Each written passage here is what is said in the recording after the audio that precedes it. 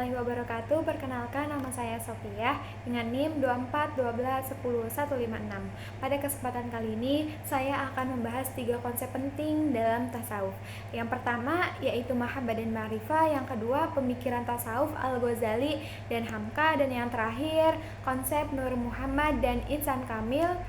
Jadi ketiga konsep ini menunjukkan bagaimana tasawuf berupaya mendekatkan manusia kepada Allah Subhanahu wa taala melalui penyucian jiwa dan pengembangan spiritualnya. Nah, pembahasan yang pertama yaitu mahabbah dan ma'rifah. Dalam tasawuf, mahabbah ini berarti cinta yang mendalam kepada Allah Subhanahu wa taala. Jadi seorang sufi ini tidak beribadah karena takut mereka atau pengharapannya ini hanya surga semata gitu. Padahal surga yang dimaksud ini bukan karena imbalan, tetapi seharusnya dengan cinta gitu, dengan cinta kita kepada Allah. Tokoh yang terkenal juga dengan ajaran mahabbah ini adalah Rabi'ah al-Adawiyah. Ia ini mengajarkan bahwa cinta kepada Allah ini harus murni, tanpa adanya ingin imbalan atau balasan gitu ya. Menurutnya Allah ini layak gitu dicintai karena kesempurnaannya, bukan karena balasan yang diberikan kepada hamba. Nah, adapun ma'rifah di sini itu berarti mengenal Allah dengan hati mulia, pengalaman spiritualnya. Ma'rifah juga bukan sekadar pengetahuan intelektual, tetapi juga melainkan kesadaran batin yang lahir dari ibadah seperti zikir dan penyucian diri. Nah, yang kedua ini ada tasawuf Al-Ghazali dan Hamka. Nah, tokoh pertama ini adalah Imam Ghazali yang dikenal sebagai ulama besar abad ke-5 Hijriah. Menurut Al-Ghazali ini, tasawuf harus berjalan seimbang dengan syariat. Ia ini menolak praktek tasawuf yang menyimpang dari Al-Quran dan Sunnah. Jadi dalam karyanya yaitu Ihya Umuddin, Al-Ghazali juga menjelaskan bahwa penyakit hati seperti riya, sombong, dan juga hasad harus dibersihkan agar manusia ini dapat mendekati kepada Allah. Baginya juga tasawuf ini adalah pembinaan akhlak dan penyucian jiwa.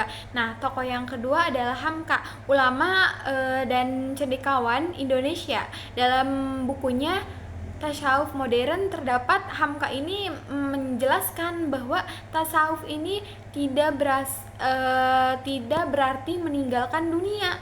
Jadi seseorang muslim ini tetap boleh gitu, seperti belajar, bekerja, dan berorganisasi gitu ya, bersosialisasi, tetapi hatinya ini tetap dekat dengan Allah gitu, tidak lupa dengan Allah.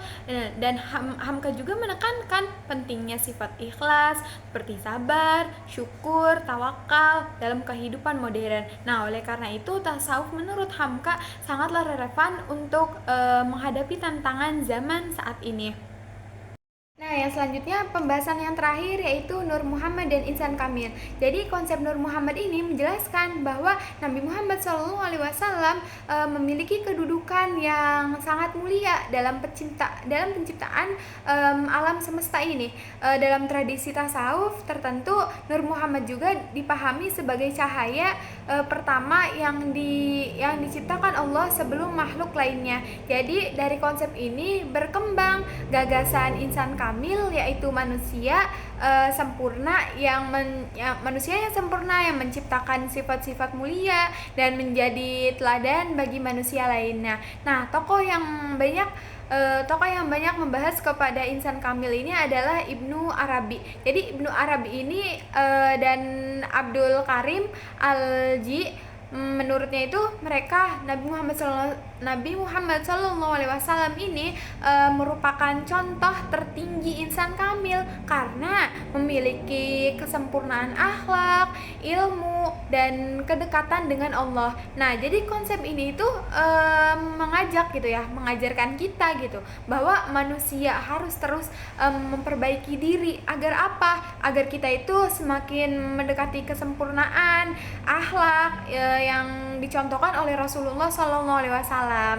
Nah, jadi dari pembahasan tersebut dapat disimpulkan Bahwa mahabbah dan ma'rifah ini mengajarkan cinta dan pengenalan kepada Allah. Al-Ghazali dan Hamka juga menekankan pentingnya tasawuf yang sesuai dengan syariat Islam. Jadi kehidupan nyata, sedangkan konsep Nur Muhammad ini dan insan kamil menunjukkan bahwa telah kesempurnaan yang harus dicapai seseorang muslim. Jadi dengan memahami tasawuf secara benar, diharapkan kita dapat menjadi pribadi yang lebih ikhlas, berakhlak mulia, dan semakin dekat dengan Allah Subhanahu wa taala.